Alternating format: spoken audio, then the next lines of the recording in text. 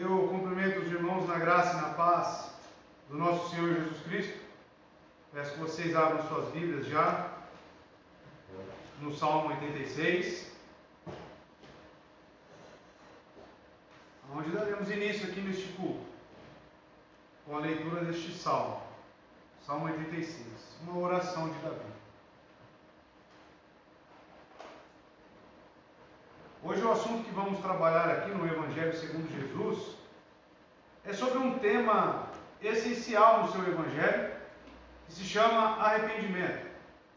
Então eu peço que o irmão leia este salmo, nos primeiros versos aqui que eu irei ler, até o verso 5. E eu quero que o irmão observe aqui o espírito contrito que Davi tem. O arrependimento que é apresentado aqui na sua vida diante do Senhor. Diz assim o Salmo 86, no verso 1: Inclina o teu ouvido, ó Senhor, ouve-me, pois eu sou pobre e necessitado. Preserva a minha alma, pois eu sou santo. Ó tu, meu Deus, salva o teu servo que confia em ti.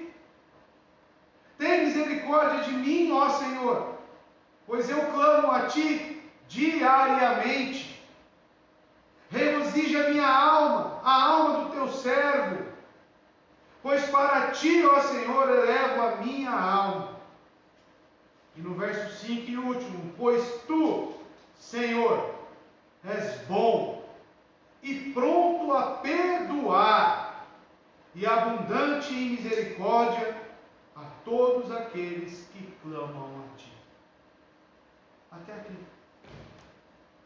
E eu gostaria que você nesta noite estivesse atento ao Evangelho de Jesus, que contém arrependimento. A proclamação deste Evangelho contém arrependimento. E eu quero que você perceba por que é essencial o arrependimento estar contido no Evangelho de Jesus. Amém? Vamos louvar ao Senhor, fique de pé no seu lugar e vamos adorá-lo neste momento.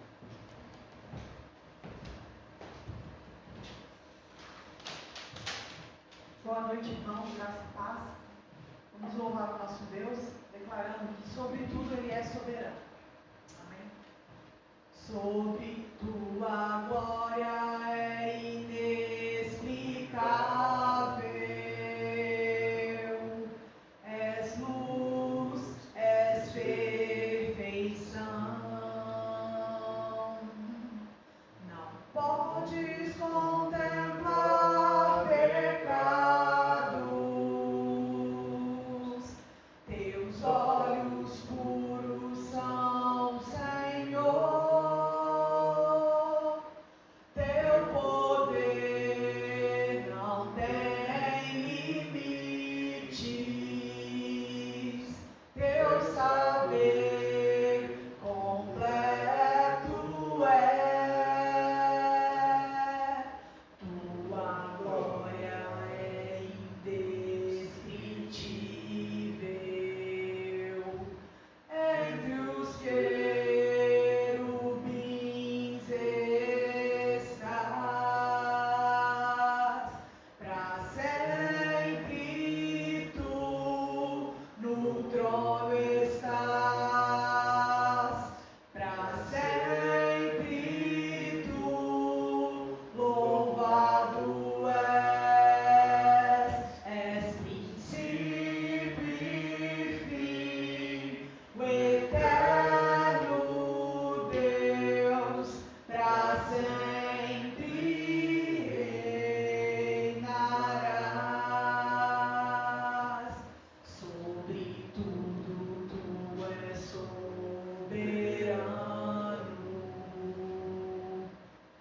Quem pode te frustrar? Do trono tudo tu governas. Teu plano concretizarás.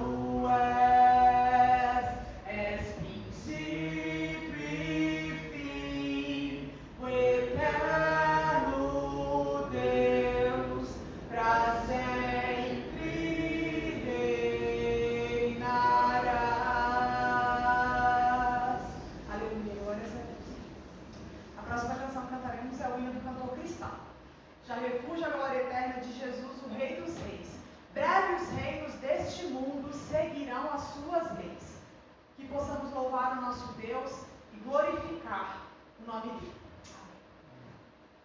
Já refugia a glória eterna de Jesus, o Rei dos Reis. Breve os reinos deste mundo seguirão as suas leis, os sinais da sua vinda mais se mostram cada vez. Vencendo, vem Jesus.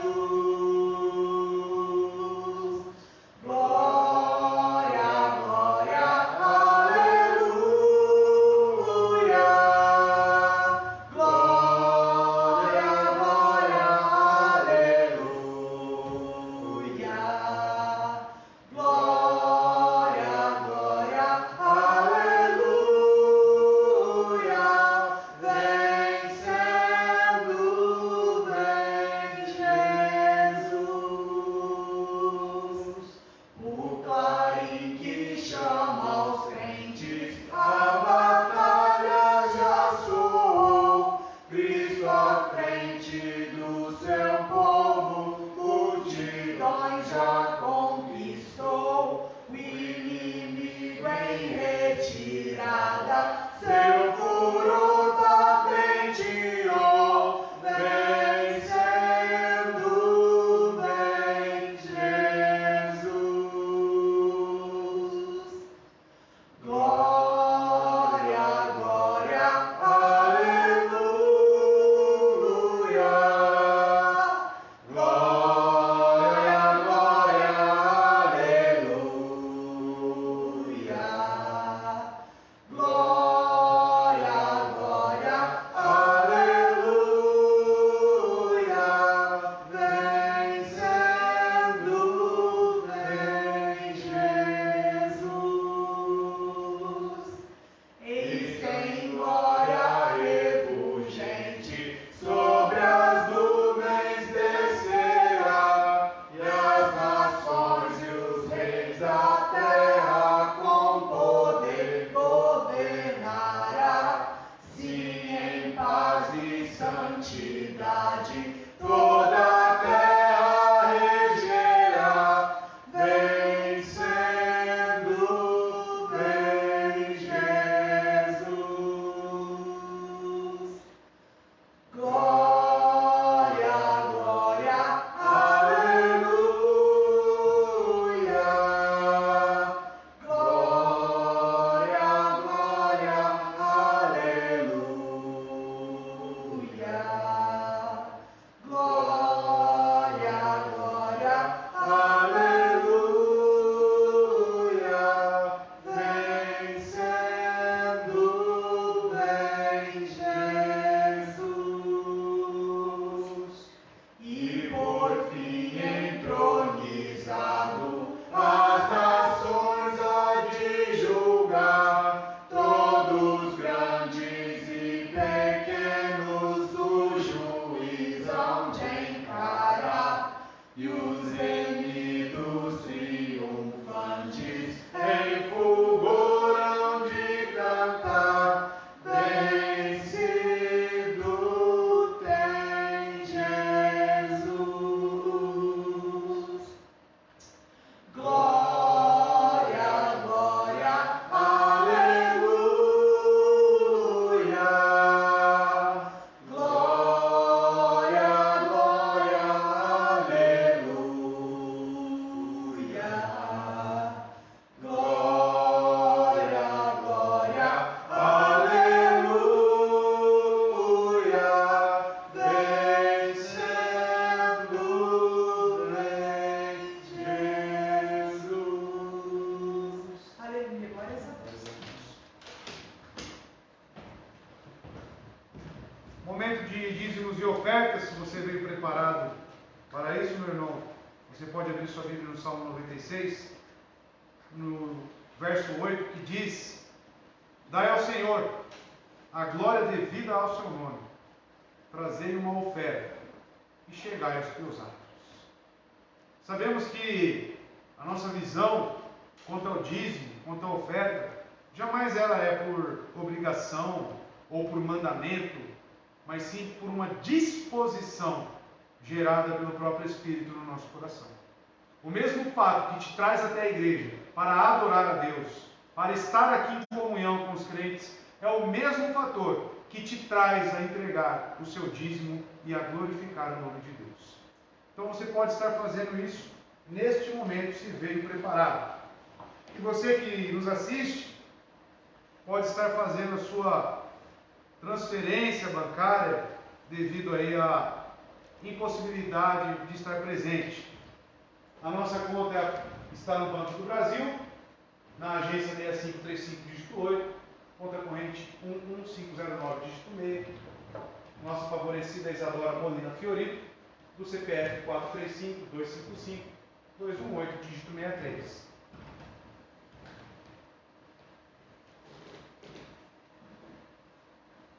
Deus retribua a gratidão de cada irmão aqui nesta noite. Amém? Abra aí a sua Bíblia agora para continuarmos aqui estudando e tratando o Evangelho segundo Jesus. Abra no Evangelho de Mateus, no capítulo 4.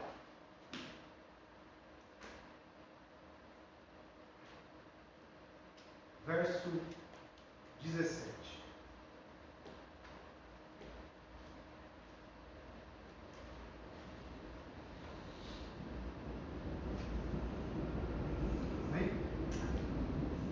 Diz assim, o verso 17: a partir deste tempo, Jesus começou a pregar e a dizer: arrependei-vos, pois é chegado o reino do céu. Até aqui. Vamos orar? Busque agora no seu lugar, na sua casa, onde você esteja, a ação do Espírito Santo na sua vida, para que Ele te mostre e as verdades do Senhor sejam incutidas no seu coração, escritas. Amém? Vamos orar. Incline sua cabeça e vamos buscar este auxílio gracioso. Senhor nosso Deus, eterno Pai, somos aqui, Deus, pessoas miseráveis e necessitadas da Tua graça, dependentes, sem o Senhor para nos esclarecer, nos ensinar e principalmente transformar essas palavras em prática na nossa vida, não somos nada. Dependemos, Senhor, da Tua ação, da Tua graça, da Tua benevolência sobre as nossas vidas. E nesta noite eu peço que a verdade sobre o arrependimento seja esclarecida em nossas vidas, que possamos entender a necessidade desta Tua graça, Senhor. Então nos abençoe, que o Espírito Santo abra o nosso entendimento, grave essas palavras em nossos corações, e que este vaso aqui, Senhor, anuncie a Tua verdade com fidelidade e temor, para que, Deus, vidas sejam transformadas e que as palavras do homem sejam totalmente refreadas e que apenas o Espírito Santo nos conduza pela Tua palavra. Assim oramos, no nome santo de Jesus. Amém. Irmãos, Mateus capítulo 4, verso 17 está num contexto onde Jesus está saindo, correto? Do deserto, da tentação de Satanás. Digo aqui, meus irmãos, que seria o início do ministério de Jesus. Depois deste tempo, a qual abre aqui o verso 7, a partir deste tempo, ele está falando que, logo após os fatos ocorridos no início deste capítulo 4 e também no capítulo 3, onde podemos encontrar aqui João Batista, podemos encontrar a tentação no deserto, como eu falei para os irmãos. Então é neste contexto ao qual está inserida essas palavras, a qual eu li aqui já. A partir deste tempo, Jesus começou a pregar e a dizer o quê? Tem dois pontos. Arrependei-vos, pois é chegado o reino do céu. E é sobre o arrependimento que eu quero trazer aqui esta noite algum pensamento. Na verdade, esclarecer essa doutrina que está incutida, que está inserida no Evangelho de Jesus. Vimos até aqui, juntos, como Jesus lidou individualmente com as pessoas. Lembra? Nicodemos, o jovem rico, dentre outros, a mulher samaritana. Vimos também algumas parábolas que representam o Evangelho do Reino, da semeadura, do solo. Vimos essas parábolas aqui juntos. Agora, concentremos-nos no rico conteúdo doutrinário da mensagem que ele proclamou às multidões. E qual é esta mensagem? De arrependimento. E que você esteja certo que não existe evangelho sem arrependimento. Iremos explorar os temas principais deste discurso lido no verso 17. Comparando o evangelho dos nossos dias com o ensino do próprio Senhor Jesus Cristo. E eu peço que você esteja atento. Porque é essencial para a sua vida como cristão entender o arrependimento. Não ser enganado por falsos profetas. É uma doutrina base elementar. É uma coluna para a sua vida e para a minha vida. Vamos também explorar um pouco, procurar a compreensão mais clara dessas terminologias a qual o próprio Jesus utilizou. E a maior parte, meus irmãos, da atual controvérsia sobre o Evangelho está ligada na definição dessas terminologias a qual o Senhor Jesus utilizou. E arrependimento é a principal delas. Temos também a fé, uma terminologia utilizada por Jesus, porém distorcida por muitos. Arrependimento, como eu falei, discipulado e senhorio. Nesta última parte que estamos aqui estudando e iremos estudar, vamos tratar dessas palavras e ver como Jesus Cristo as empregou.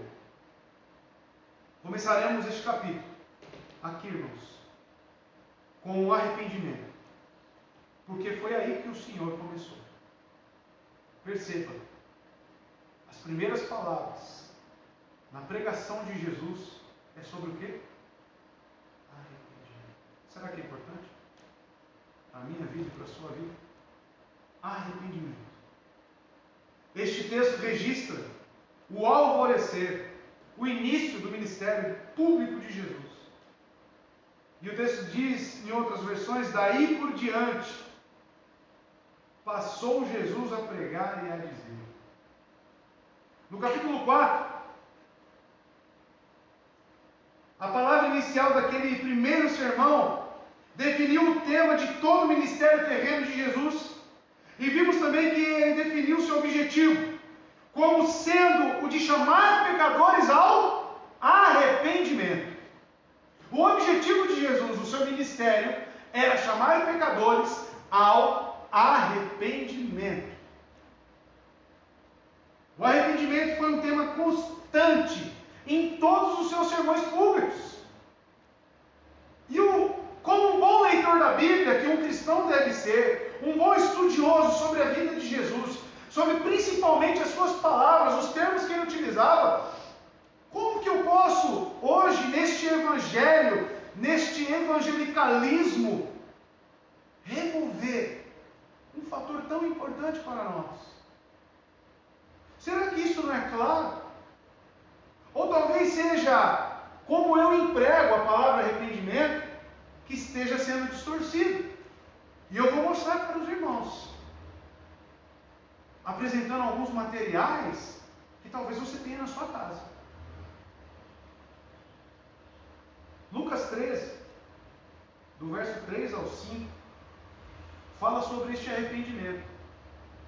E eu quero que você observe como ele é um tema central. Apenas uma passagem. Lucas 13, do 3 ao 5. Eu lhes digo que não. Mas se arrependerem, todos vocês também perecerão. Se Se vocês pegarem um pouco o contexto, está falando sobre aqueles que morreram, né, na Torre de Siloé, que eram oferecidos em rituais pagãos. E Jesus está oferecendo aqui uma crítica aos religiosos. E ele diz, não só eles, mas todos aqueles que não se arrependerem, também morrerão.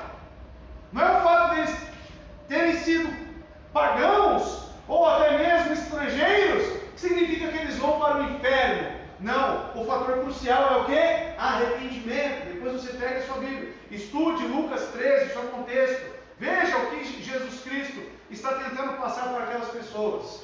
E ele diz, todos vocês também perecerão pela falta do quê? De arrependimento. Pode passar, verso 4. Ou vocês pensam que aqueles 18 que morreram, quando caiu sobre eles a torre de Siloé, eram mais culpados do que todos os outros habitantes de Jerusalém? Quem é mais culpado? Aquele que mente? Aquele que mata? Aquele que rouba? O único ponto não são os pecados exteriores. O ponto crucial, falado por Jesus Cristo, é o arrependimento. É esse o fator determinante para um salvo e um não salvo. Pode passar. Eu lhes digo que não. Mas se não se arrependerem, todos vocês também perecerão. Então é claro para nós que Jesus Cristo dava ênfase neste ensino. Jesus Cristo tinha como base elementar. E isso tem sido uma nota ausente em cima dos púlpitos, nos livros, nas Bíblias anotadas. A definição, a compreensão desta graça. Quando foi a última vez que você ouviu o Evangelho sendo apresentado nestes termos? Aqui eu acredito que quase toda quarta, domingo e encontro falamos sobre pecado, falamos sobre arrependimento. Mas, meus irmãos, eu quero que você pense na igreja, num geral. Encare essas pregações e tente encontrar o fator arrependimento. No século XX, então, é deselegante pregar um evangelho que exige arrependimento. É ofensivo demais. É agressivo demais. Como foi que a mensagem de hoje se tornou assim? Como é que chegou a este ponto? Se tornou tão diferente do Evangelho segundo Jesus. Será que é só eu, meu irmão, que leio os Evangelhos, as palavras de Jesus Cristo, e olho para os púlpitos atuais e enxergo uma diferença grotesca? O que tem no Evangelho de Jesus e o que não tem nos púlpitos? Você precisa compreender e enxergar isso. É necessário para a sua vida. Em 1900, a partir de 1900, estudiosos começaram a observar que essa doutrina bíblica, que é o arrependimento, estava começando a ser diluída. Paul Washer, que todos aqui conhecem Paul Washer, ele disse: se você se converteu no século XX, você tem grandes chances de não ser convertido. Sabe por quê? Porque a partir de 1900, estudiosos acreditam que essa doutrina do arrependimento começou a ser diluída, começou a ser distorcida. Então eu nasci em 89, eu tive contato com um evangelho totalmente diluído, que não tratava pecado. E acredito que você também. Mas pela graça do nosso Senhor, estamos aqui reunidos para falar um pouco sobre isso. Muitos desejavam excluir o arrependimento da mensagem do Evangelho. Outros ainda escreveram, abre aspas, a doutrina do arrependimento é a nota ausente em muitos círculos de hoje que, sobre outros aspectos, são ortodoxos e fundamentalmente sadios. Por que isso aconteceu? Existem perigos, meus irmãos, nesta pregação. Porque uma pregação que dilui o arrependimento, ou até mesmo o descarta, ou omite, vai gerar o que? Uma fé rasa, superficial, uma fé que não é a fé genuína. Isso é o perigo de uma fé fácil, a qual tem sido pregado e incentivado em cima dos púlpitos. Uma pregação superficial, que não ataca o terrível fato do pecado e da culpa do homem. E que não incita a todos que em toda parte se convertam. Resulta em conversões superficiais. E assim tem-se multidões de convertidos falastrões, que não manifestam qualquer evidência da regeneração. Qual que é o Evangelho de hoje? Tenho falado isso constantemente, mas Deus tem nos levado a bater nessa tecla também constantemente. Hoje, pelas igrejas, basta você concordar com um punhado de palavras da Bíblia. Basta você responder positivamente que você é aceito. Você é inserido no meio. E o que está gerando é convertidos falastrões, tagarelando sobre a salvação pela graça. Mas eles não demonstram em suas vidas qualquer sinal da graça. Qualquer sinal. Declarando em alta voz que estão justificados tão somente pela fé. Esquece-se de que a fé sem obras é morta. E que diante dos homens a justificação pelas obras não deve ser ignorada. Pois não está em contradição com a justificação pela fé diante de Deus. Do que adianta, meu irmão, você dizer que você é justificado tão somente pela fé, mas o que a sua fé, que você tanto fala, tem gerado na prática, em resultados palpáveis, visíveis, testemunhas sobre a sua vida, sobre a sua pessoa? Do que adianta eu encher a boca e falar, sou justificado pela fé, sendo que isso não traz consequências, não traz evidências na sua vida? Você não passa de um falastrão. Isso é falácia.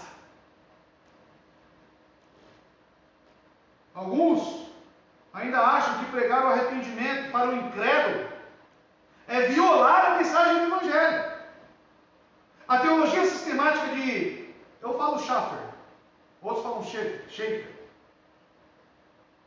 diz que o arrependimento é erroneamente, veja bem, erroneamente acrescentado a condição única de fé ou crer. Schaffer descarta o arrependimento. E eu gostaria que você colocasse a imagem aí da teologia sistemática desse indivíduo. Ou seja, neste livro, Teologia Sistemática, de Lewis Perry Schaeffer, ou Schaeffer, né? Ele diz, na doutrina do arrependimento, que ela não deve ser acrescentada como uma condição da fé. Arrependimento, então, é tratado como um sinônimo de fé.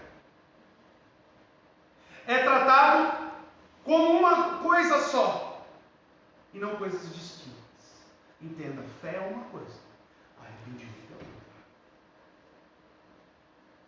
O descarte deste arrependimento, vozes de hoje continuam a promulgar as mesmas ideias. A Bíblia é anotada, agora sim você coloca ali para nós, por favor, de, não sei pronunciar, Heiger, algo assim, porém eu conheço essa Bíblia pela cor da capa. Eu vi vários amigos meus com essa Bíblia. Olha só. Você já viu? É que aqui na projeção talvez você... Mas essa parte aqui é um azul escuro e essa parte é marrom. É uma Bíblia expandida. Tem mais uma foto, talvez fique mais claro. Essa Bíblia. Talvez você já tenha visto. Talvez você tenha em casa. Este estudioso inclui uma sinopse de doutrina que apresenta o arrependimento como um acréscimo falso à fé. Essa Bíblia. Quando visto como condição para a salvação. Ou seja, arrependimento aqui para ele não é condição para a salvação. Exceto quando o arrependimento é compreendido como sinônimo da fé. Então, quando eu falo tenho fé, é sinônimo. Eu posso até mesmo substituir a palavra fé, porque o que é um sinônimo? Ela até substitui em alguns momentos a mesma palavra. Então, eu posso substituir fé com arrependimento. Isso é uma maneira satânica de colocar indivíduos não convertidos, não regenerados, dentro e serem admitidos dentro do seio cristão.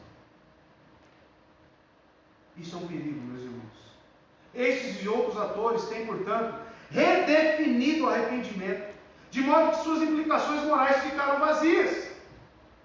Quando eu jogo moralidade, o que é ser moral perante a definição de arrependimento deles, o conceito de moralidade para isso ficou vazio, segundo o entendimento deles, para arrependimento. Ou seja, pecado não é tão pecado assim. Abandonar as suas práticas não é tão necessário assim. E isso está tomando conta de todo o evangelho atual. Quantas Bíblias você acha que já vendeu dessa?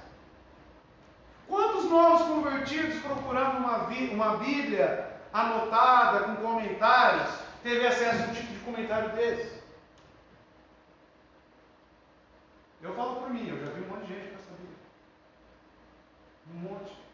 É uma espécie de uma capa de couro. Não sei se você já viu. Os mais antigos, com certeza, já viu. Mas olha o perigo. Então, meus irmãos, moralidade, segundo este conceito de arrependimento, ele fica vazio, perde sentido. O que é moralidade? A maneira como escreve o arrependimento consiste numa simples mudança, presta atenção, de mente, a respeito do que seja a pessoa de Cristo. Ou seja, eu entendi quem é Jesus. Antes eu não entendia quem ele era, agora ele morreu na cruz. Então, essa simples concepção da definição de Cristo, para eles, define arrependimento.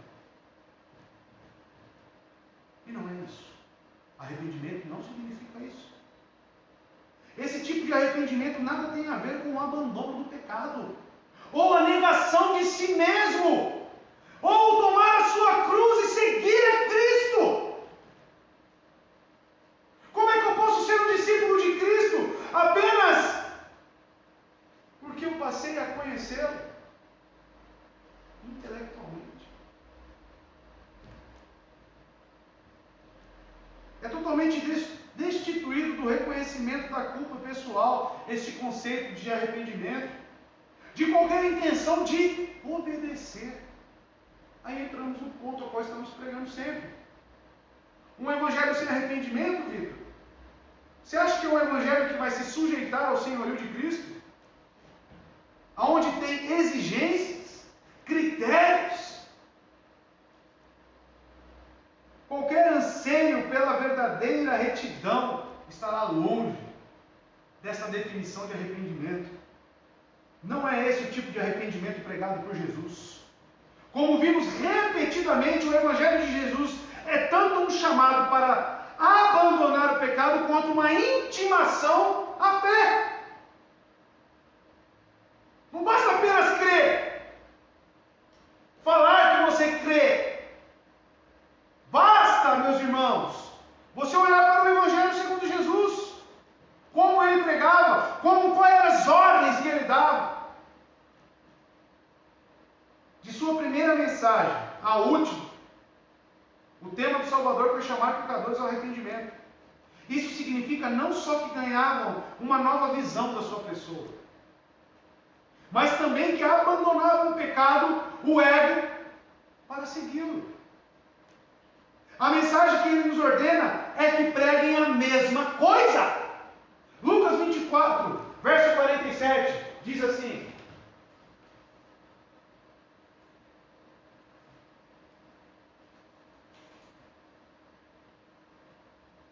24:47 diz assim: e que em seu nome seria pregado o arrependimento para perdão de pecados a todas as nações, começando por Jerusalém. Qual que é a mensagem do Evangelho então? Arrependimento para os pecados. E isso não é ganhar uma nova concepção da pessoa de Jesus Cristo. Arrependimento é transformação de vida. Vamos definir um pouco mais o que é arrependimento? Vamos entrar um pouco mais a fundo nisso? Primeira coisa, arrependimento é um elemento vital da fé salvadora. Para você ser salvo, você precisa ter arrependimento. Mas nunca se deve considerá-lo como se fosse um sinônimo de fé, como dizem esses estudiosos. A palavra grega para arrependimento é metanoia. Metanoia, que é uma derivação de meta, depois, e noia, compreender. Então, uma transformação de mente. Significa literalmente reflexão posterior. Entenda? Ou mudança de mente. Metanoia fala sempre de uma mudança de propósito. Ou seja, da maneira como você enxergava algo, você passa a enxergar de uma maneira totalmente diferente. Aquilo que para você não oferecia dano, aquilo que para você era inofensivo, com os olhos iluminados pelo Espírito Santo, pelo olhar regenerador do Espírito Santo, você passa a observar que aquilo é danoso, que aquilo está destruindo a sua vida. Então a sua mente é transformada. Metanoia. Significa isso, irmãos, mudança de mente. Metanoia fala sempre de uma mudança de propósito e, especificamente, de abandono do pecado. No sentido usado por Jesus, o arrependimento é um chamado a repudiar a velha vida e voltar para Deus para ser salvo. Olha só esse texto que eu vou apresentar para vocês. Paulo descreve o arrependimento dos Tessalonicenses. Olha a descrição de arrependimento daquele povo. 1 Tessalonicenses, capítulo 1, verso 9. Pois eles mesmos relatam de que maneira vocês nos receberam. Olha só, viu? Aqui começa a ficar interessante. Como se voltaram para Deus. Como se voltaram, transformou, algo mudou. A visão deles foi transformada. Deixando os ídolos. Opa, eu enxergava os ídolos como algo bom para mim. A partir do momento que o Espírito Santo entrou na minha vida, regenerou o meu viver, o meu entendimento, eu deixei os ídolos. E os Tessalonicenses fizeram isso, deixando os ídolos, a fim de servir ao Deus vivo e verdadeiro. Será que arrependimento é apenas uma concepção sobre a pessoa de Cristo? Olha aqui. Arrependimento não tem implicações práticas na minha vida? Olha aqui. Teve implicações práticas na vida dos Tessalonicenses? Teve, irmãos. E não foram poucas. Eles largaram aquela maneira de viver que era vã, leviana, e passaram a servir o Deus vivo e verdadeiro. Observe, irmãos, os 3 elementos do arrependimento. Eu gostaria que você anotasse. Nunca se esqueça desses 3 elementos do arrependimento. Voltar-se para Deus, como acabamos de ver aqui. Então você volta-se para Deus, você serve a Deus. 2, abandonar o erro, abandonar o pecado, abandonar essa vida que te destrói. Esse é o segundo ponto. E terceiro, propor-se a servir a Deus. Então, primeiro, você volta-se para Deus. Segundo, você abandona o erro, abandona o pecado. E terceiro, você se propõe a servir a Deus. Esses 3 elementos estão contidos no arrependimento. Nenhuma mudança de mente pode ser tida como verdadeira se não inclui todos esses três elementos. É impossível eu falar que eu sou arrependido, que Deus me concedeu arrependimento para os meus pecados, e ao mesmo tempo eu não tenho vontade de servir a Deus. Porque se você fizer uma ordem regressa, se eu não me proponho a servir a Deus, é porque eu não abandonei o erro. Eu gosto ainda de estar me deleitando na minha vã maneira de viver, me deleitando nos meus pecados. Então, eu não sirvo a Deus, eu sirvo a mim mesmo. Olha só como é isso. E é claro que eu não voltei-se para Deus. Eu não me voltei para Deus, eu voltei para mim mesmo. A minha vida, ela é centralizada no meu ego, nas minhas vontades. Então não tem como, irmão, você falar que Deus te concedeu arrependimento, sendo que você não voltou-se para Ele, sendo que você ainda não abandonou seus pecados, você ainda fica se deleitando, você não sente nada, você gosta de pecar. E terceiro, não se propõe a servir ao Senhor. A verdadeira mudança de mente irá necessariamente resultar numa mudança de comportamento. Não é falácia, é comportamento. O arrependimento também não é mera obra humana. Porque talvez vocês estejam olhando isso num aspecto, é obra, é apenas o cara começar a ir para a igreja, apenas é obra. Não é isso também. Como todo elemento da redenção, arrependimento, como estou falando aqui, repetidas vezes, é um dom de Deus. Nunca se esqueça disso. Arrependimento é um dom de Deus, que nos é soberanamente concedido. A igreja primitiva, reconhecendo a autenticidade da conversão de Cornélio, já leram essa passagem em Atos? Concluiu o quê? Atos 11, verso 18. Ouvindo isso, não apresentaram mais objeções e louvaram a Deus dizendo, olha a conclusão que eles chegaram. Então Deus, o que está escrito aqui? Concedeu arrependimento para a vida, até mesmo aos gentios. Porque qual era a objeção deles? Cornélio era um gentil e a salvação era apenas para os judeus. Então eles chegaram à conclusão que Deus concedeu arrependimento. Você já ouviu aquela famosa frase, o famoso jargão? Você tem que se arrepender, você tem que... Claro, saiba separar a ordem que Jesus diz. Arrependam-se.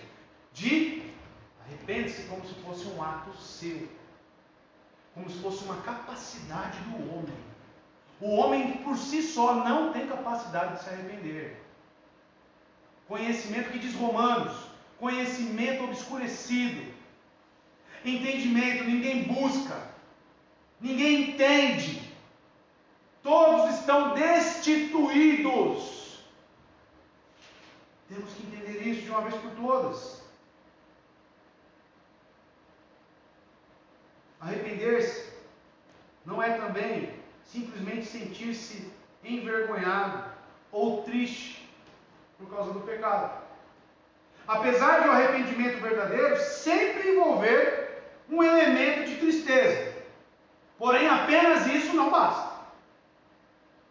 Trata-se de um redirecionamento da vontade humana, uma decisão propositada de abandonar toda injustiça e em seu lugar buscar o quê? A retidão. Em outras palavras, é a busca incessante pela santificação. É buscar constantemente a santificação. Olha só, como isso também, mais um texto para você anotar aí, como arrependimento é um dom de Deus. Atos 5, verso 31. Deus o exaltou colocando à sua direita como príncipe salvador, Jesus, para dar a Israel o quê? Arrependimento e perdão de pecados. Como é que eu vou pregar o evangelho de Jesus, sendo que Ele concede o arrependimento, Como é que eu vou excluir o arrependimento do Evangelho, irmãos? Olha só, Paulo escreveu a Timóteo que devia disciplinar com mansidão os que se opunham à fé, na expectativa de que Deus lhe conceda não só arrependimento, para conhecerem plenamente a verdade, mas também um retorno à sensatez. Olha só, disciplina. 2 Timóteo, capítulo 2, verso 25 e 26. Deve corrigir com mansidão os que se lhe opõem, na esperança de que Deus lhes, de novo, conceda.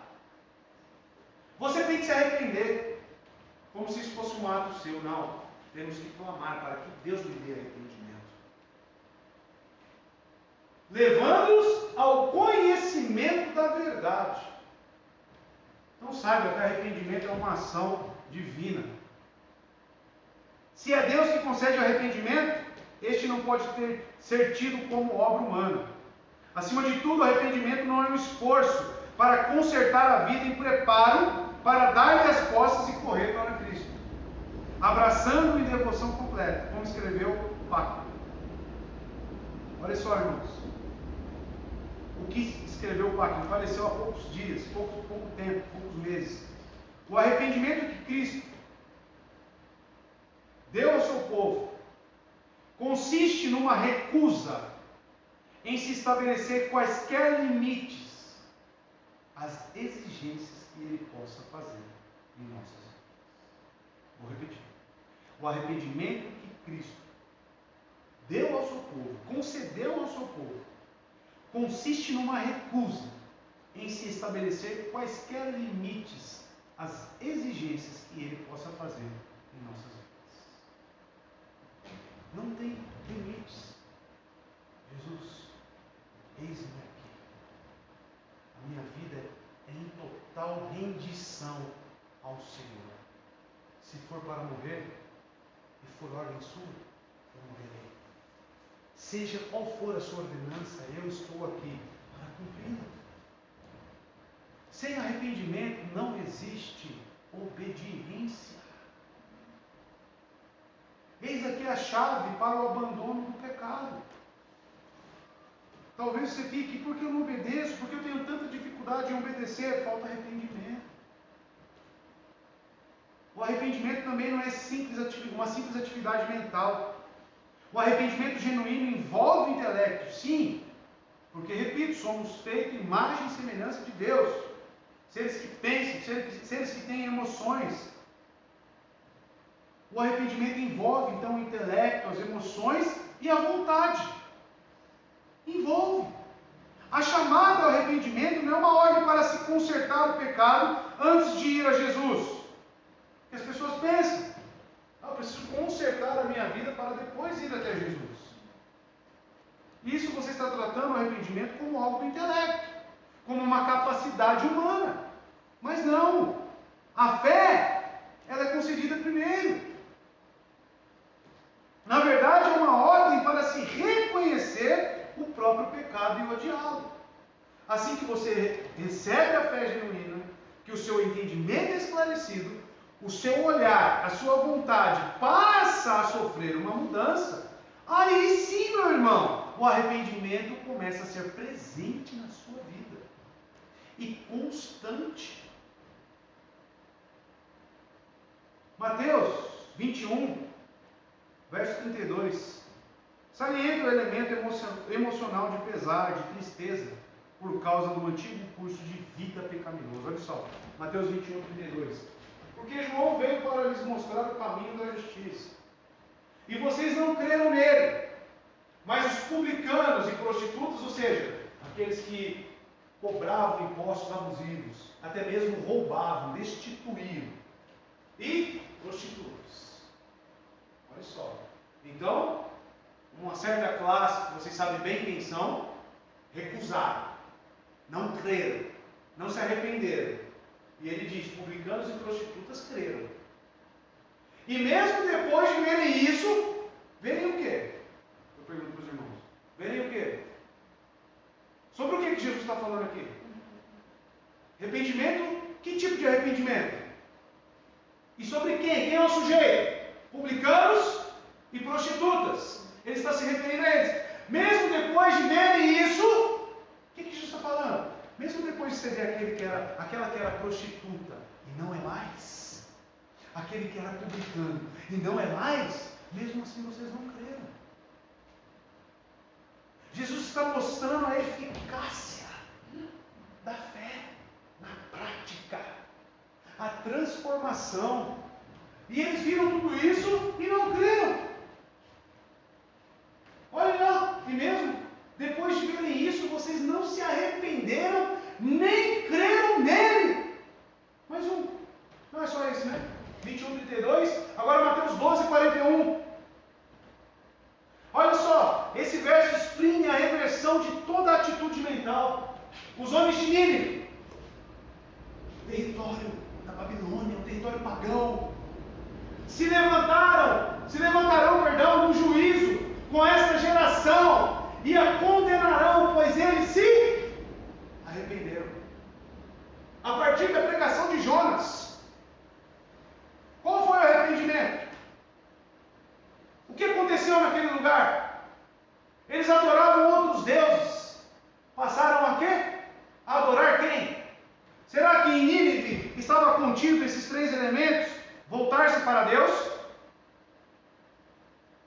abandonar o erro e propor-se a servir a Deus. Se Jesus está aqui referenciando eles, usando eles como referência, e que eles se levantarão no juízo, ou seja, eles foram salvos. Para quê? Se levantarão no juízo com esta geração e a condenarão, pois eles se arrependeram com a pregação de Jonas, e agora está aqui o que é maior do que Jonas, ou seja, aquela geração viu o próprio Cristo, ouviu da própria boca de Cristo e não se arrependeu. E aqui tem uma referência elogiosa ao povo de Nínive. Meus irmãos, ainda assim, Mateus 13, verso 15, denota uma mudança de direção de vida. Observe isso no texto. A substituição de um objetivo por outro. Olha só. Pois o coração deste povo se tornou insensível, de má vontade. Ouviram com seus ouvidos e fecharam seus olhos. Se assim não fosse, poderiam ver com os olhos, ouvir com os ouvidos, entender com o coração e converter-se. E eu os curaria. Olha só, irmãos, como realmente envolve o sentido, as emoções do indivíduo, o arrependimento, as vontades. O arrependimento não está limitado a uma única faculdade da mente, engloba o homem como um todo. É isso que eu quero que vocês entendam. O arrependimento age aqui, olha para mim, age aqui e age no corpo como um todo.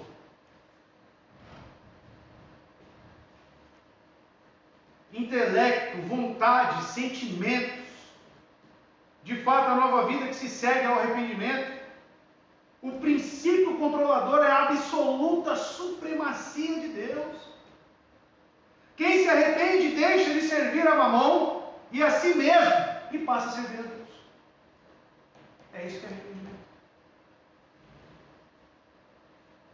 Intelectualmente, o arrependimento começa com o reconhecimento do pecado. Quando eu falo que ele começa aqui, é no reconhecimento do pecado. Com a compreensão de que somos pecadores.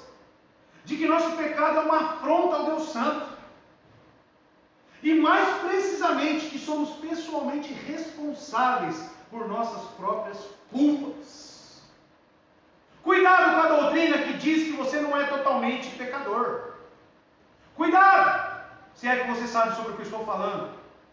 Cuidado com a pregação que fala, não, você não é totalmente depravado. Você é parcialmente depravado. Cuidado. Talvez isso esteja te cegando. Talvez essa concepção sua, você não precisa de arrependimento. Precisa? Sendo que eu acho que eu já tenho bondade dentro de mim, e é só eu batalhar e fazer coisas que essa bondade vai crescer dentro de mim.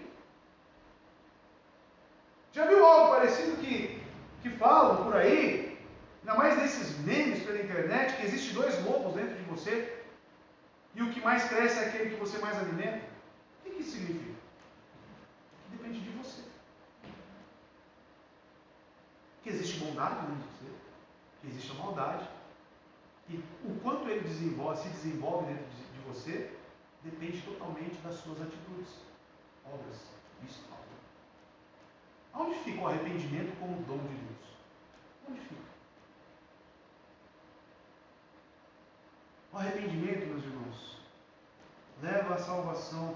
Que leva à salvação deve incluir também este reconhecimento de quem é Cristo, juntamente com alguma compreensão do seu direito de governar a vida da pessoa. Do que adianta eu falar que Cristo é meu Senhor e Salvador, sendo que na minha vida prática Ele não governa as minhas atitudes? Repito, arrependimento age no intelecto, no coração, que é as vontades, e no homem como um todo. Se eu não tenho isso, é possível eu falar que Jesus Cristo é o Senhor e Salvador da minha vida? Ele exerce senhorio sobre a minha vida? Primeiro, se arrependa. Passe a conhecer a Cristo como Senhor da sua vida. Esta é a mensagem da salvação. Emocionalmente, o arrependimento genuíno geralmente é acompanhado por uma profunda tristeza. A tristeza em si por si mesma não é o arrependimento, como eu já disse. Uma pessoa pode entristecer-se e envergonhar-se e não estar arrependida. Conhece algum exemplo bíblico? Judas, por exemplo, sentiu remorso, mas não se arrependeu. Ah, mas eu choro pelos meus pecados. O jovem rico também foi embora triste. Correto? Mas não se arrependeu. Ele não recusou? Já pregamos aqui o jovem rico. Já falamos sobre essa passagem. Entretanto, a tristeza pode levar-nos ao arrependimento genuíno. Ela pode sim ser um instrumento que te leva ao arrependimento. Mas ela, isoladamente, por si só, não diz nada. Mateus 27:3. Olha só, Judas. Quando Judas, que havia traído, viu que Jesus fora condenado, foi tomado de remorso. Mateus 19, verso 22, o jovem rico. Ouvindo isso, o jovem rico afastou-se o quê? Triste. Porque tinha muitas riquezas e não queria abandoná-las. Porém, olhe como a tristeza pode ser utilizada por Deus para levar ao genuíno arrependimento. 2 Coríntios, capítulo 7, verso 10. Olha só. Vejam que essa tristeza, segundo Deus, não segundo o mundo, produziu em vocês. Que dedicação, que desculpas, que indignação, que temor, que saudade, que preocupação, que desejo de ver a justiça feita. Em tudo vocês se mostraram inocentes a esse respeito. Olha como Deus pode utilizar a tristeza. Mas entenda que somente ela, isoladamente, não pode ser sinal de verdadeiro arrependimento. O que ela tem que te levar? A mudar o comportamento. Assim como Paulo escreveu a essa igreja. É difícil imaginar o arrependimento verdadeiro, meu irmão, sem que este inclua ao menos uma parcela de tristeza. Observe comigo Jó. Já no final do livro de Jó, quando ele realmente reconheceu, quando realmente Deus lhe concedeu arrependimento. Olha só, Jó 42, verso 6. Por isso, menosprezo a mim mesmo e me arrependo no pó e na cinza. O que significa isso? Não a tristeza de ter sido descoberto, nem tristeza por causa das consequências, não é isso que Jó estava sentindo, mas a angústia por ter pecado contra Deus. Esta é a tristeza. No Velho Testamento, o arrependimento era geralmente exteriorizado por meio de pano de saco e cinza. É isso que Jó está falando. Que era um símbolo, sabe do que? De luto. Era um luto. Veja bem, olha só a profundidade dessas palavras. Se vestir de pó e de cinza se representa luto. Ou seja, a tristeza de quando o seu ente querido morre é a mesma tristeza que você sente quando você peca contra Deus. Será que sentimos tristeza? Será que atingimos arrependimento? Claro, atingimos no âmbito de Deus entregando para nós. Será? Em linhas gerais, arrependimento inclui mudança de direção, transformação de vontade. Longe de ser uma simples mudança da mente, constitui-se no desejo, ou mais precisamente, na decisão firme de abandonar a obstinada desobediência e submeter-se à vontade de Cristo. É negar a si mesmo. É isso que significa negar a si mesmo. Arrependam-se. Assim, o verdadeiro arrependimento irá resultar inevitavelmente numa mudança de comportamento. A sua vida vai ser transformada e as pessoas vão perceber isso. É perceptível. Não adianta, não tem como você falar, Deus me concedeu esta graça, o arrependimento para os meus pecados, e a sua vida permanece a mesma.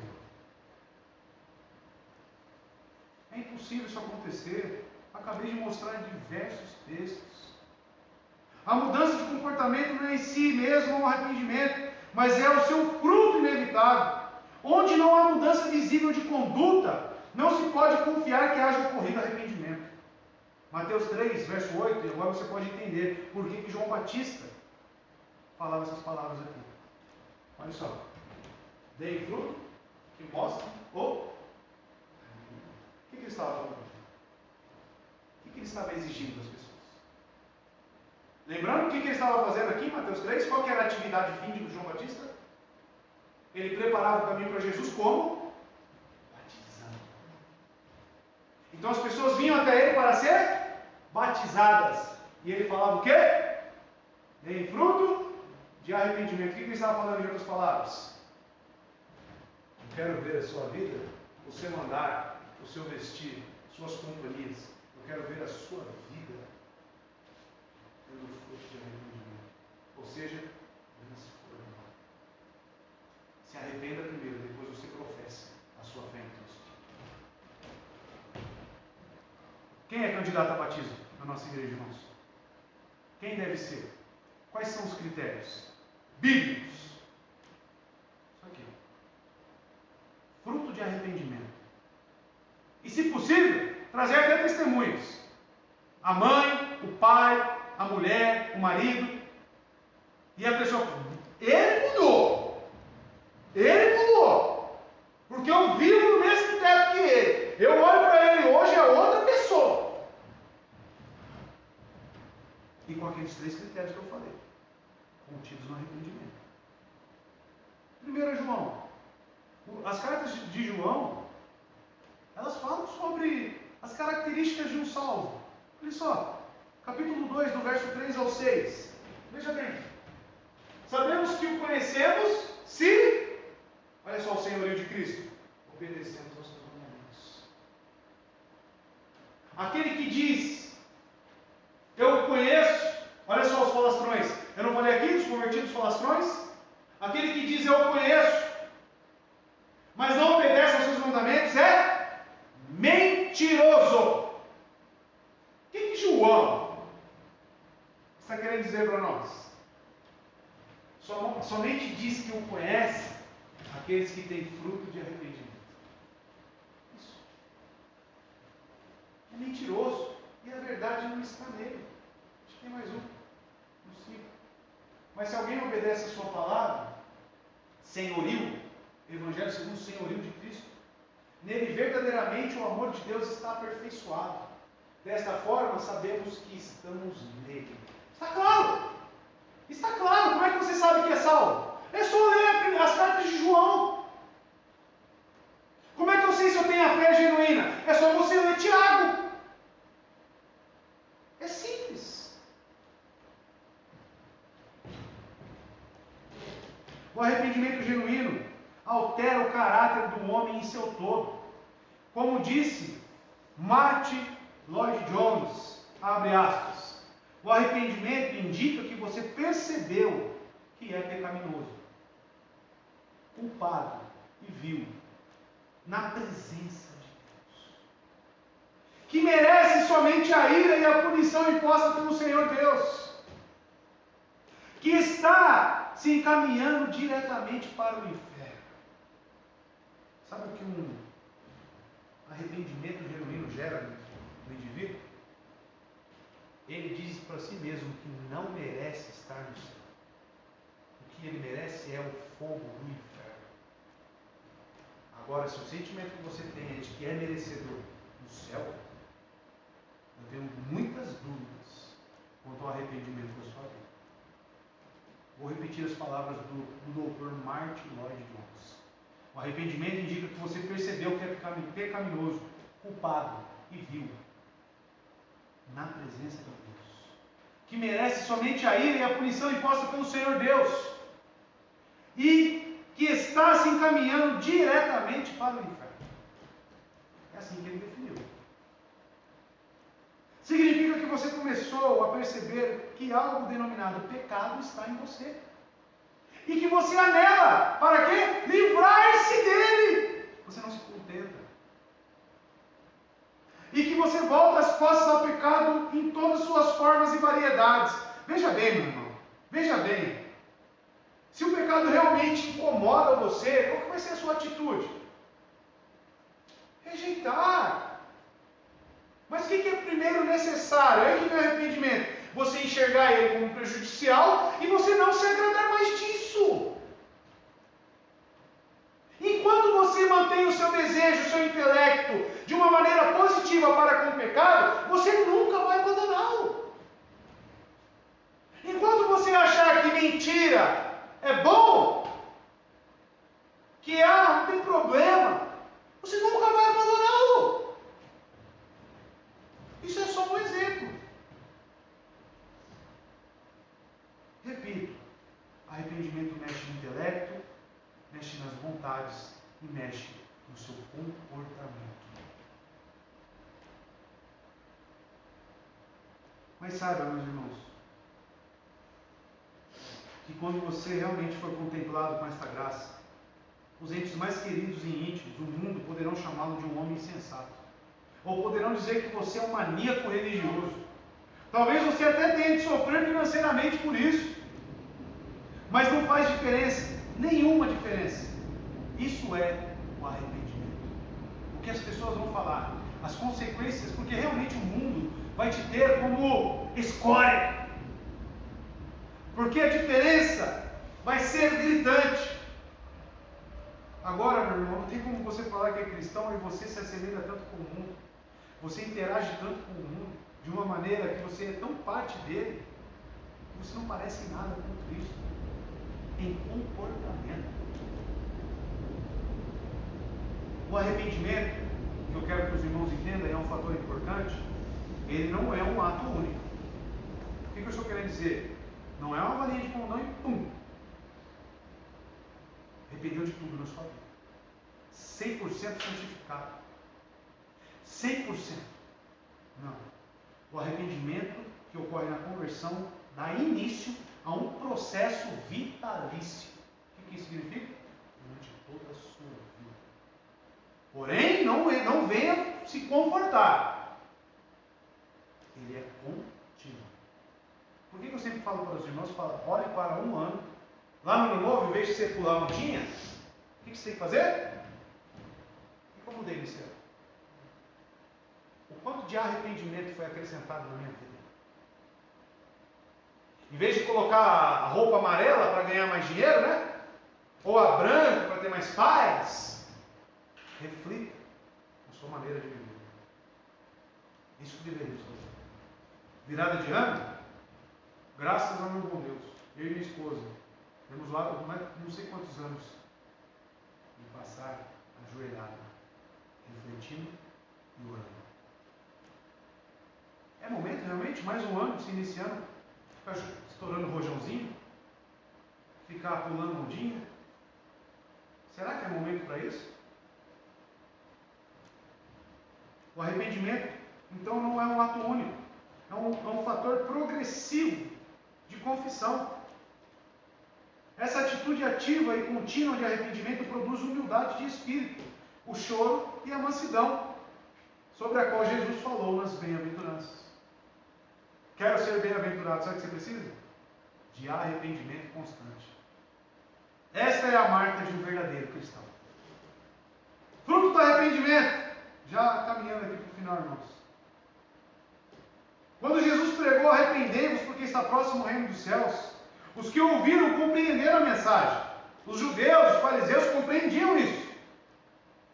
Com a sua rica herança nos ensinos do Antigo Testamento.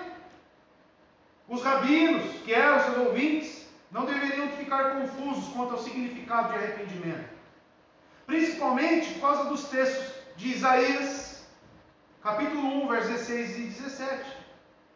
Sabe de uma coisa? Eles sabiam que Jesus os conclamava a muito mais que uma simples mudança de mente ou uma nova visão de quem ele realmente era. O arrependimento para eles significava submissão completa da vontade e inevitável mudança de um comportamento, um novo estilo de vida, e não apenas uma opinião diferente. Meus irmãos, para um judeu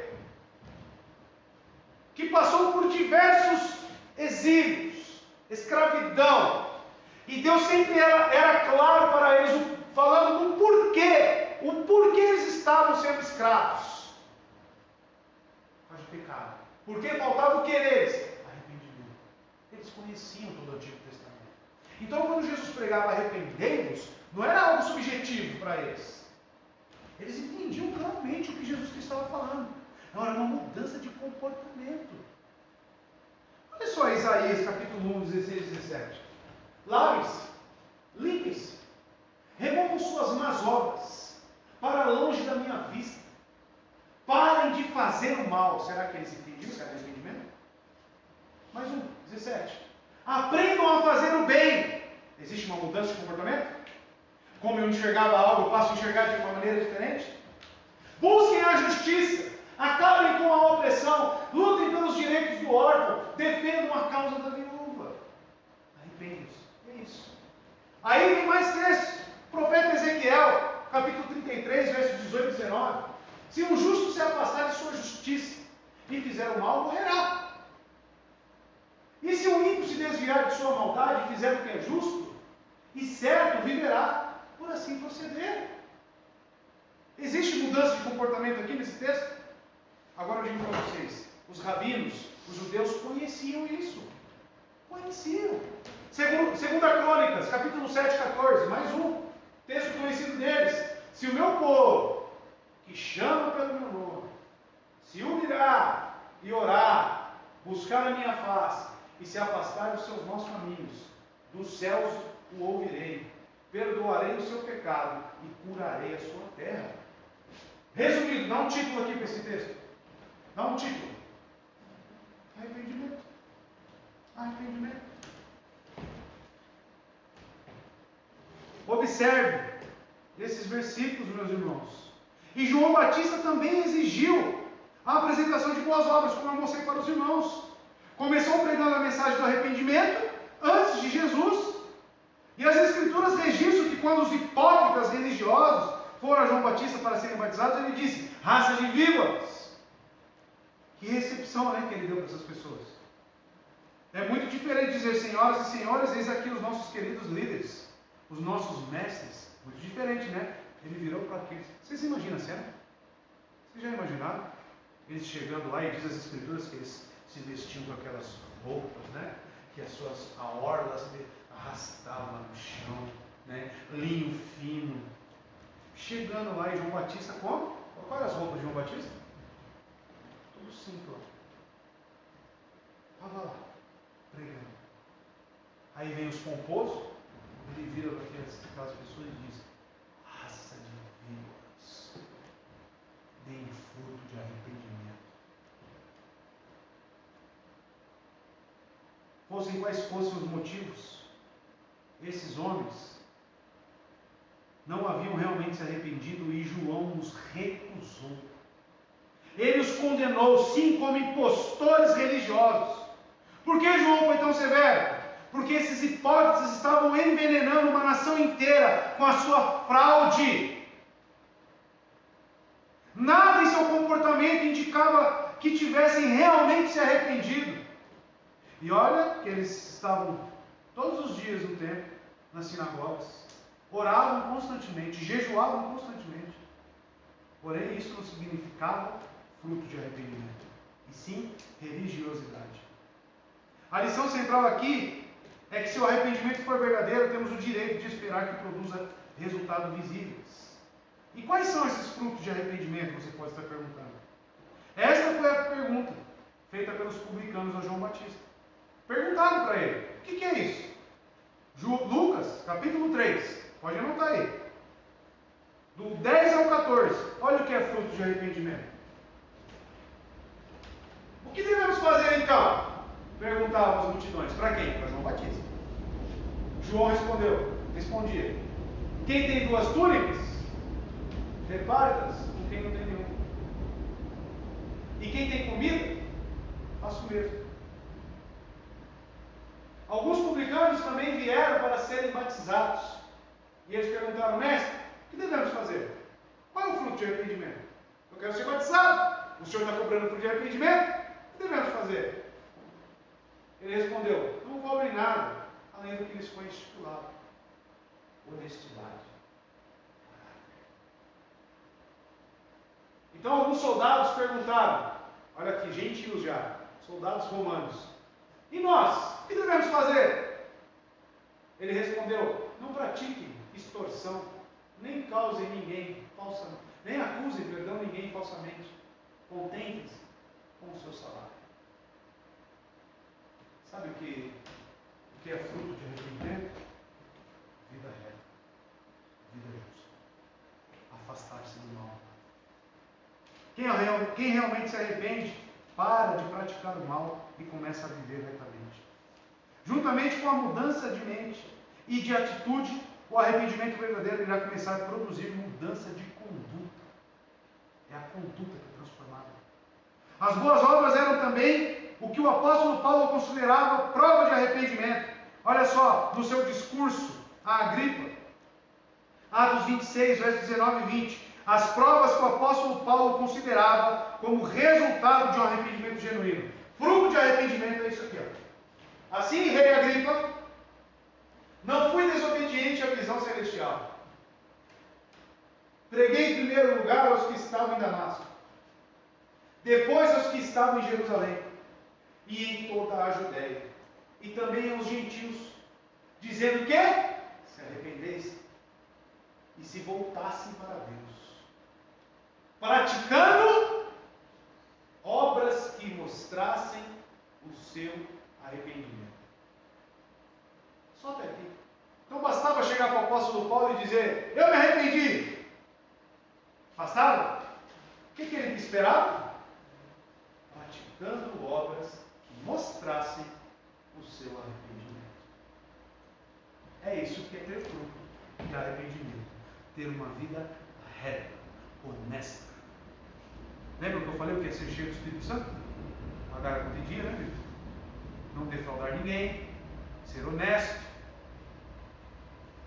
Nenhuma evangelização pode omitir o arrependimento. E o arrependimento, meus irmãos, entenda, é a base para o chamado bíblico da salvação. Atos 2,38, olha o apelo de Pedro, lá em Pentecostes. Olha só, Pedro respondeu: o quê? Olha a pregação do evangelho aqui. Quer fazer jocum? Beleza. Mas olha para a Bíblia primeiro. Olha aqui, ó, evangelizar. Não sei evangelizar. Quantos vocês já ouviram isso? Eu não sei evangelizar. Eu não sei o que eu tenho que falar. Pedro ensina: arrependam-se e a cada um de vocês seja batizado em nome de Jesus Cristo, para perdão dos seus pecados, e receberão o dom do Espírito Santo. É isso. Esse é o único tipo de conversão reconhecido pela Bíblia. E não, meus irmãos, uma profissão de fé vazia. Olha só, Jesus ilustrou uma profissão de fé vazia, vocês sabiam, meus irmãos? Mateus 21, olha só. O que é uma profissão de fé vazia? Nula, mentirosa. É isso aqui, ó. O que acha? Havia um homem que tinha 2 filhos. 2. Chegando o primeiro disse: filho, vai trabalhar. Hoje na vinha. Pode passar. E este respondeu, não quero. Mas depois mudou de ideia, ou seja, arrependeu-se e foi. Teve mudança na atitude? Foi algo visível? O pai chegou ao outro filho e disse a mesma coisa. Ele respondeu, sim, Senhor, mas não foi. Qual desses dois fez a vontade do pai? O primeiro, responderam eles. Jesus lhe disse, digo-vos a verdade, os publicanos e as prostitutas estão entrando antes de vocês no reino dos céus. Sabe quem falou essa resposta? O primeiro? Os fariseus. Sabe o que está acontecendo aqui? Eles estão reconhecendo a sua culpa. Eles estão reconhecendo que estão negando. Poderá indagar, porque esta história não inclui um terceiro filho? Poderia ou não poderia ter um terceiro filho aqui que diria, irei cumprir sua palavra? Faltou isso, não faltou? Teve o que disse, não vou, mas foi. E teve o que disse, eu vou, mas não foi. Não poderia ter o terceiro? Eu vou. E realmente foi. Mas não tem. O que isso nos mostra? Porque é o ensino de Cristo. Talvez seja porque essa parábola ilustra a raça humana. E todos nós pecamos. Desta forma, Jesus só pode descrever dois tipos. Aqueles que fingem ser religiosos, falsa profissão, e, na verdade, eles são rebeldes, e aqueles que começam como rebeldes, mas se arrependem. É isso que Jesus está ilustrando. Jesus contou a parábola para o benefício dos fariseus, que não viam a si mesmos como pecaminosos e desobedientes. Ele contou para os fariseus essa parábola. E quando lhes perguntou qual filho fez a vontade do Pai, responderam, admitindo assim e condenando-se a si mesmo pela hipocrisia deles. Como a repreensão de Jesus deve ter sido dolorosa para eles. Em verdade vos digo que publicanos e meretrizes vos procedem no reino de Deus. Ou seja, os publicanos e as meretrizes são aqueles que falam que não vão, mas depois arrependem-se e vão. Agora vocês sabem quem vocês são? Vocês são aqueles que dizem que vai, que irão, que fazem a vontade de Deus, mas na verdade são um bando de mentirosos. Isso que é uma profissão de fé aqui. Você aceita Jesus Cristo como seu único Salvador? Sim. Como Senhor da sua vida? Sim. Sai da porta da igreja, já está lá. Mentiroso.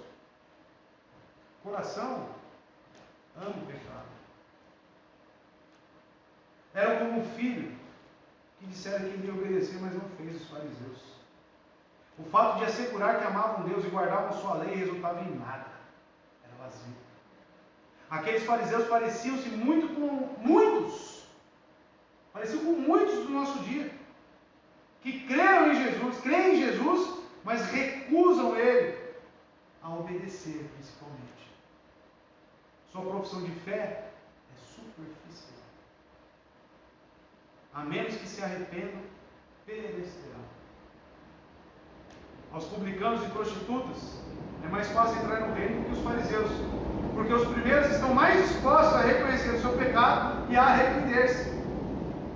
Sabe o grande problema de um fariseu que está cheio? É a sua autojustiça.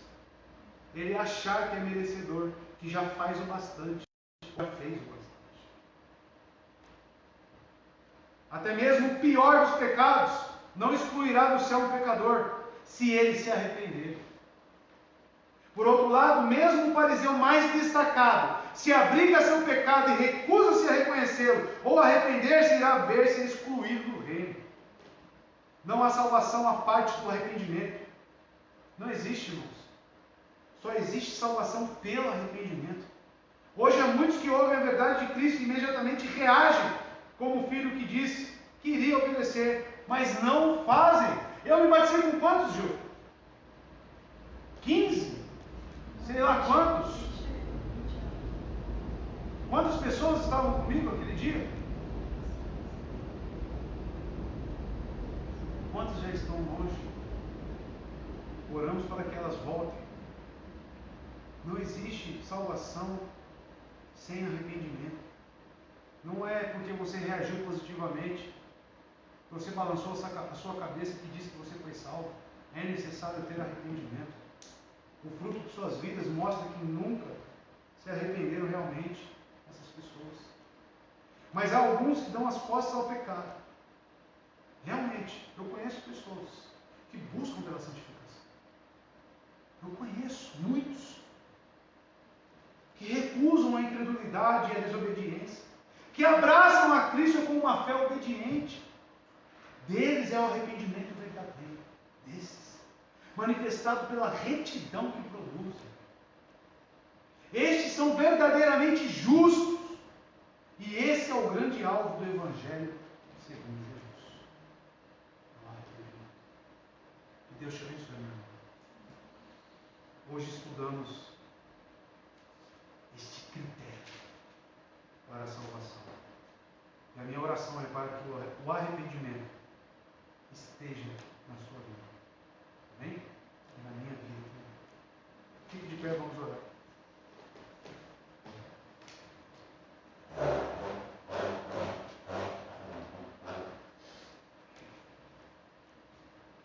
Senhor nosso Deus, obrigado pela sua palavra, pela sua exortação, pelos seus ensinos, Senhor. E o que pedimos ao Senhor nessa noite é que o arrependimento nos acompanhe, mude a nossa mente, nossa vontade, mude a nossa conduta.